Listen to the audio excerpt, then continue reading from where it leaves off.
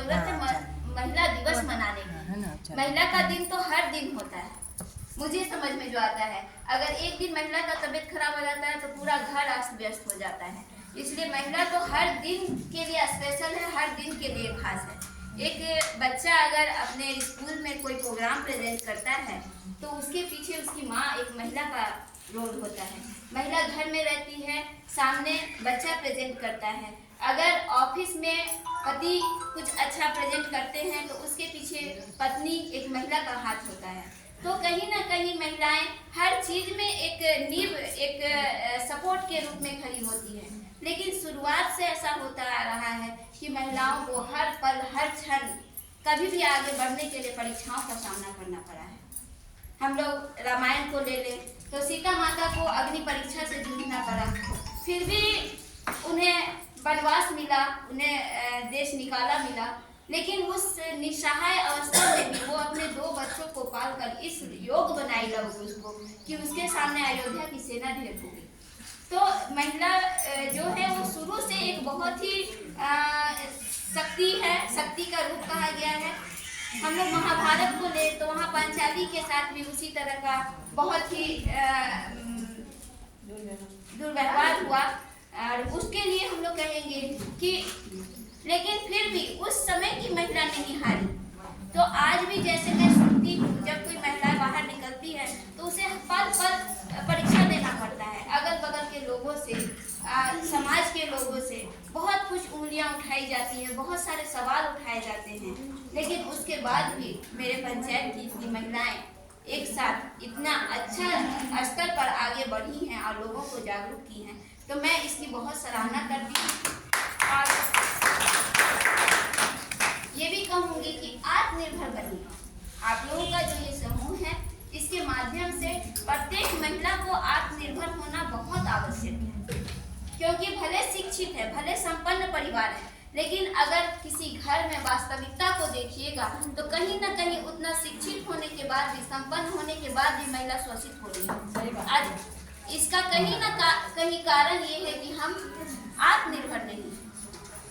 और मैं एक और बात यहाँ पर कहूँगी कि सच्चाई यही है कि आज भी महिला को दूसरा दर्जा का नागरिक समझा जाता है और इसके पीछे कहीं ना कहीं महिला का हाथ होता है। क्योंकि एक माँ जो होती है वो बच्चे की पहली शिक्षिका होती है और घर में ही सिखाया जाता है कि बेटा और बेटी में भेदभाव जो करती है वो माँ ही द्वारा किया जाता है।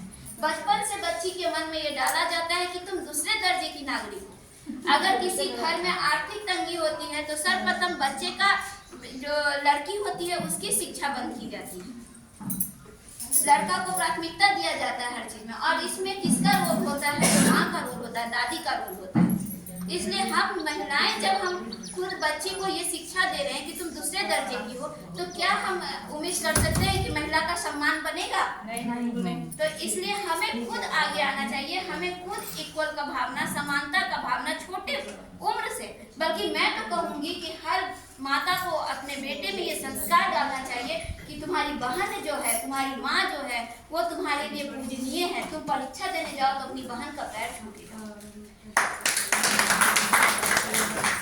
इससे हमारे समाज में जो निंदनीय कार्य हो रहा है, महिलाओं के साथ दुर्व्यवहार हो रहा है, दुराचार हो रहा है, उस पर भी बहुत हद तक हम लोग पाबंदी लगा सकते हैं। क्योंकि एक बच्चे की मानसिकता में, क्योंकि बचपन का जो शिक्षा कहीं से भी ग्रहण कर सकते हैं, लेकिन संस्कार हमें परिवार से मिलता है, हमें हमारे माता पिता से मिलता है। और वो संस्कार अगर हम छोटे बच्चे में, जो बेटा है, उसमें डालें कि तुम्हारी बहन तुम्हारे लिए पूजनीय है, बगल की दीदी तुम्हारे लिए पूजनीय है, बगल की बच्ची तुम्हारे लिए पूजनीय है, तो वो जाहिर सी बात है कि जब एक व्यक्ति बनेगा तो वो सभी स्त्रियों को उसी रूप में देखेगा। तो मैं ये जरूर कहूँगी कि हम समाज के निर्माता हैं, पुरुषों से अधिक हमारा योगदान है समाज के निर्माण में, और इसके लिए हम लोगों को खुद बढ़ चढ़कर अपना जो जिम्मेवारी है, कह सकती हूँ, उसे निभाना आवश्यक है। साथ ही शिक्षा को सबसे प्राथमिकता दीजिए। सीखने का कोई उम्र नहीं होता है, शिक्षा कोई शर्म की बात नहीं है। अगर आज भी कोई दीदी अशिक्षित है, वो शिक्षित होने का प्रयास कीजिए। जो अंगूठा लगाती है वो नाम लिखने का प्रयास कीजिए, पढ़िए। ऐसा कुछ नहीं है कि आप अब हम क्या पढ़ेंगे, जो ये मानसिकता होती है कि अब हम क्या पढ़ेंगे, वो कभी नहीं होना चाहिए। आज भी जहाँ आपके बच्चे शिक्षा प्राप्त कर रहे हैं, जहाँ ट्यूशन में पढ़ रहे हैं, वहाँ आप भी सीख सकती हैं।